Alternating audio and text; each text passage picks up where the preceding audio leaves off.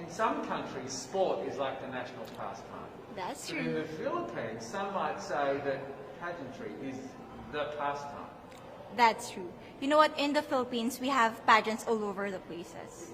Yes, we have pageants in the barangay, in school, national, local. That's why we really love Miss Universe. It's like it's giving pride and putting the Philippines back on the pedestal. That's why there's an added pressure as a candidate coming from a pageant-loving country.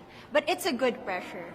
I always look up to our former Miss Universe Philippines. They really did well in the competition. And now this is my time to show who I am, to offer what Rabiya can show to the rest of the universe. So I'm very happy, and at the same time, I'm excited to make all my kababayans proud, and hopefully I do.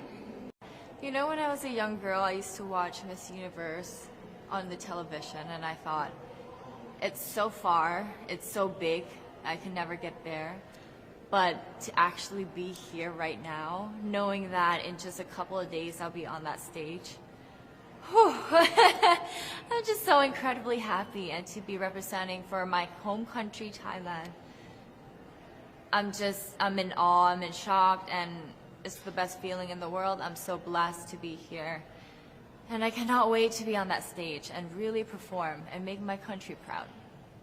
Why do you think it is that the Philippines love pageants? They have appreciation for beauty. We do love pageant because we used to think that we wanted to be included in the world. I have to be honest, in the Philippines, my skin color used to be not the standard of beauty. I was obsessed whitening my skin because these are the kinds of beauty queen we see on the mainstream.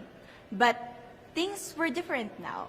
That's why I'm very proud to be a morena. In the Philippines, we call it morena. It's brown skin girl. And to be able to represent, my color, my identity as a true Filipina.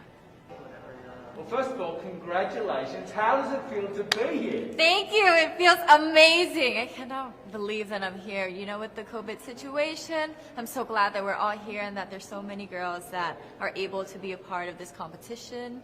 And what it makes me realize is that the world isn't that big. When you see all the girls in the auditorium together from different countries, and everyone is so nice and so lovely, they're so warm. And I can't wait to get to know everyone. And also it's so unique to see that everyone was born into such different cultures, different languages, but we're all here together to tell our stories. Tell me about your journey to being crowned Miss Philippines. In a world that, in a country I should say, that loves pageants. That must have been a very intense process. Tell me about, your journey to being Miss Philippines. Well, my journey was crazy. You know what? I started to be a dark horse. Nobody noticed me. Nobody knows I was in the competition up until the preliminary and the coronation night. And when I won, I received different comments. Of course, there were people who didn't expect me to do well, who think that I cheated.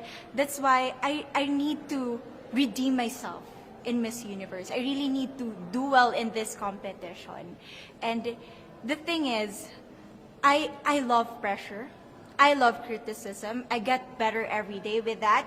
You tell me I cannot do that, I turn to you and I'm going to say that, no, I can do it for myself. Good for you. And tell me about your journey, your road to getting here. Just I know you obviously it was Thailand, but the physical journey to get here, did you just hop on a plane and get here and it was that easy or no? Oh my goodness. Well, Thailand is very far away. That's one thing. And I really had to, it wasn't a struggle to get the visa, but it was a long process. And when I got the visa, I was very excited. But the journey here, the physical journey, if you can believe it, it was more than 30 hours, all the way from Thailand, yes. So I had to make a stop at Istanbul, and the layover was 8 hours there. Oh my goodness, but it was so amazing. I'm so blessed that some of my teams were able to come with me as well, my national directors. So they were there to keep me company, making sure that I'm okay, and giving all the support.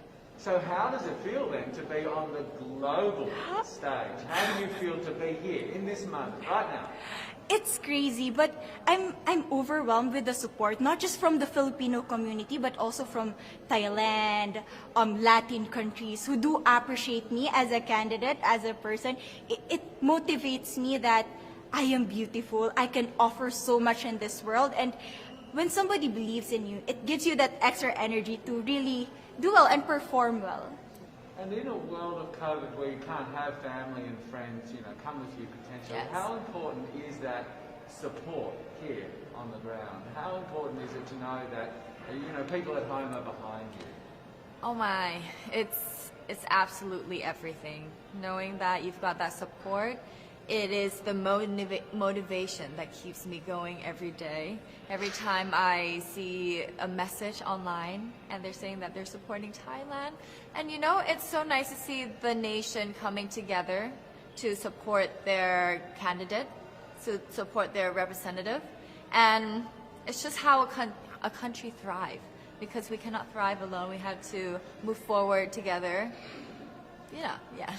So, do you have a sense with the girls, all of the girls competing, you're competing, but is there a sense of camaraderie with all of the girls? Is there a real spirit to,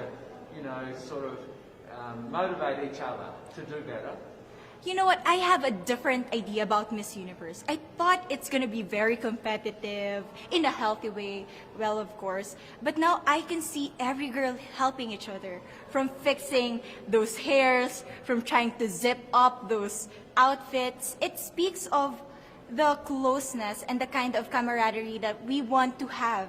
The goal of Miss Universe is not just to crown one girl, but also to build a genuine and long-lasting friendships among us. I believe, though, that there are some super fans that did make it here. Can you tell me about those super fans that are just out there? Oh, they are so amazing. Every time I come down, they would be screaming, Thailand, Thailand, Thailand. We came down here at 7:30 in the morning and they're already there. I think they're camping out there. But they've been so supportive, and I actually know quite a few of them. Some of them are big YouTubers in Thailand and flew all the way here just for the competition. But pageantry is so big in my home country, and it's almost like a national sport. So the whole country gets behind it. They're very supportive, and they're just right behind you. And I just want to say thank you to them for being here. I know that not a lot of people were able to be here, but I want to say thank you, because every time I walk down and I hear Thailand, it makes me smile. It puts a smile on my face, and it makes me want to make my day better. I want to go better, and I want to go in with 100% to do whatever it takes. Wonderful.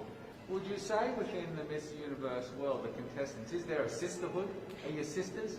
There is sisterhood. I can say I was able to talk to different representatives from different backgrounds, different cultures. And despite our differences, there's so much to be highlighted in what binds us together. And that is because we want to empower women. We want to have our advocacies. We want to speak for the things that we love. And that's a celebration of women and the beauty that we have. One last question, a couple last questions. How has it been on the ground? How has the week sort of been unfolding? What is your day-to-day like? Give your fans at home and give our viewers a sense of what it's like. What is it like here? It is incredible. It's an incredible journey to have been able to meet all of the girls, because when you know of each other online and you've been messaging, you're on WhatsApp, there's a WhatsApp group, you've been talking, but then to actually come here and meet them in reality, it's just a whole different feeling. And it's just so nice to get to know them better and to know their stories, because each of them are so inspiring and they're so empowering, and they have different stories that make them the woman that they are today. And I think it's just unique to get to know them. So coming out of this week, obviously you would love to be crowned Miss Universe. Of course. And that would be wonderful, of course, for any of you. But what else will you take out of this week? What do you think you'll feel at the end of this week, regardless of the result? How will you be a different person? It's the growth and the development that I was able to have during preparing for this journey. I will be honest, there was a moment that I lost my identity because I was put under pressure. I was in that position in which I feel like I'm not good enough. I'm not a good representative of my country, but I was able to bounce back stronger. And if I was able to do that for Miss Universe, I will be able to do that in life. That is my greatest takeaway from Miss Universe. Okay, so the Philippines have a huge amount of fans. Yes. I want you to give us a little bit of a message to the fans here and at home. But send a message. What would you say to all the fans in the Philippines?